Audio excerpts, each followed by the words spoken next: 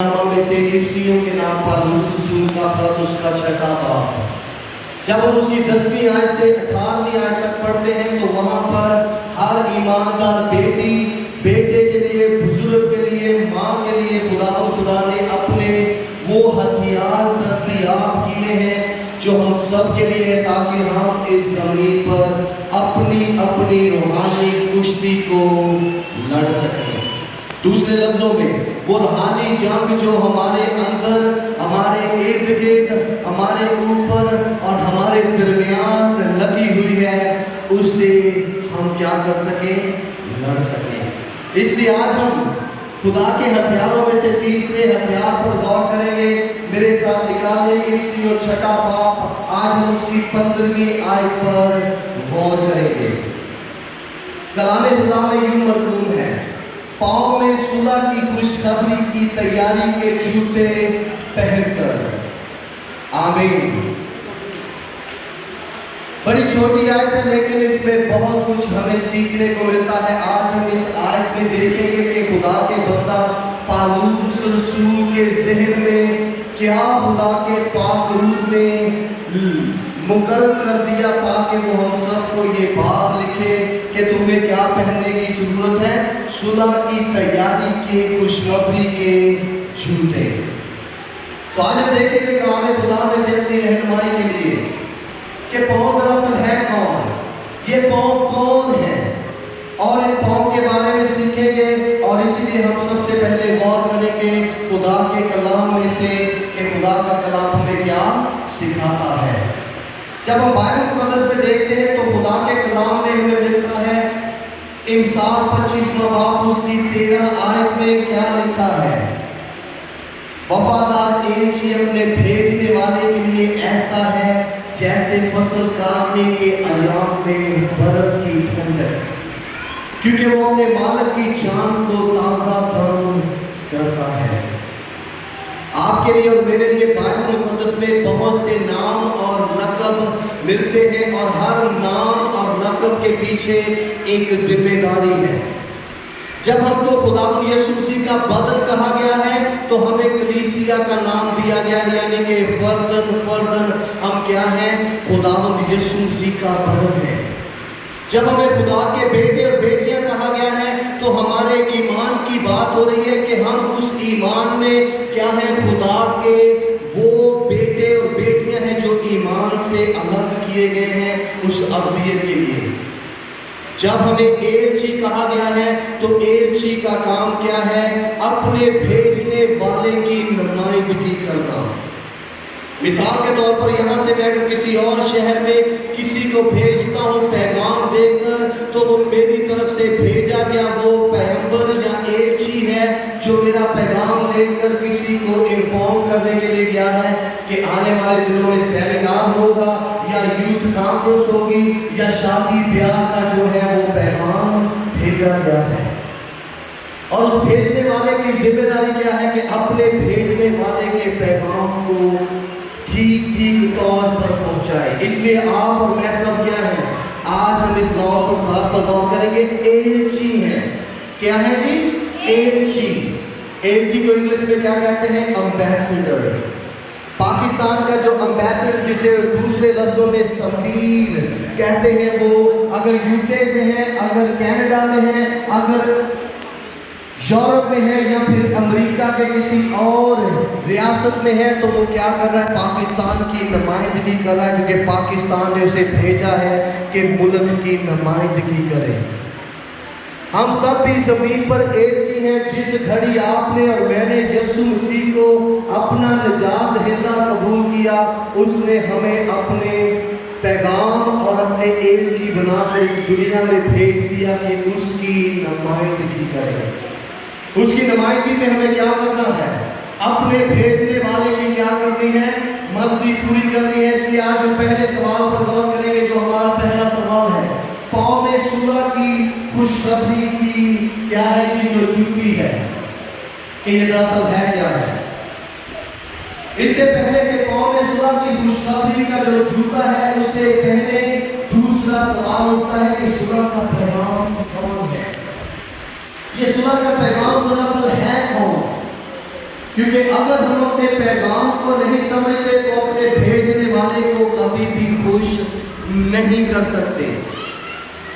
آپ کے بیٹے کی شادی ہو مثال کے طور پر، اور آپ کسی لاٹھی کو یا نائی کو یا پیغام دینے والا، جسے کہتے ہیں نا گنڈ بیچنے والے کو بھیج دیں، اور وہ جا کر کہے کہ جی آپ کے بیٹے کی کیا ہے جی شادی کی بانسبت کیا ہے جی اس کی منگنی ٹوٹ گئی ہے، تو کیا وہ آپ کو خوش کرے گا؟ ہرگز نہیں۔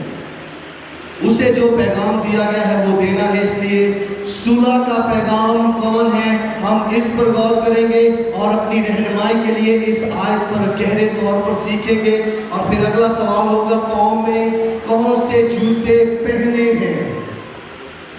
یہ ہمارا سوال ہوگا، پاؤں میں کون سے جوتے پہنے ہیں؟ گرمی کے لحاظ سے آپ ہو سکتا ہے سینڈل یا بدرہ والے یا شوز، مٹی دھول کی وجہ سے جو آپ کو مناسب لگے آپ نے پہنے۔ آج ہم دیکھیں گے کہ پاؤں میں ہم نے کون سے جوتے پہنے ہیں۔ سو آئیں دیکھیں اس آیت کی ذرا گہرائی میں خدا کا بندہ پالوس رسول میں کیا سکھانا چاہتا ہے۔ یہ پاؤں کون ہے؟ جب بائبل مقدس میں سوال کیا جاتا ہے پاؤں کو، تو پاؤں کیا ہے جی؟ خدا کے کلام کے مطابق ہر ایماندار کو پیش کرتے ہیں۔ کرنتھیوں پہلا باب اس کا 12 اس کی 27ویں آیت میں کیا لکھا ہے؟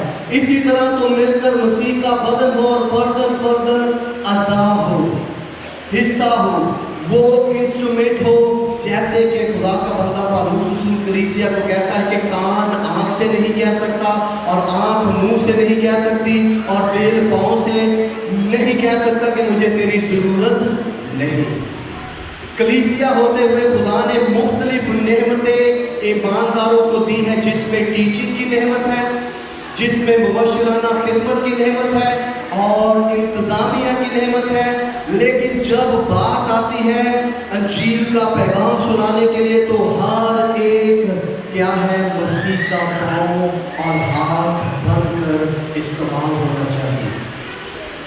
خوشخبری کا پیغام دینے کی ذمہ داری صرف پاسبان کی یا ایلڈر کی یا ڈیکن کی یا مبشر ہی کی نہیں، بلکہ ہر ایک ایماندار کی ہے۔ اسی لیے پالوس رسول یہ نہیں کہتا کہ تم میں سے کچھ صلح کی خوشخبری کی تیاری کے جوتے پہنو، نہیں، وہ کہتا ہے صلح کی خوشخبری کی تیاری کے جوتے پہن کر۔ جمع میں وہ سب کو گن رہا ہے، اور اس کے بعد اگلا سوال جو وہ کیا ہے؟ یہ پاؤں کس کے ہیں؟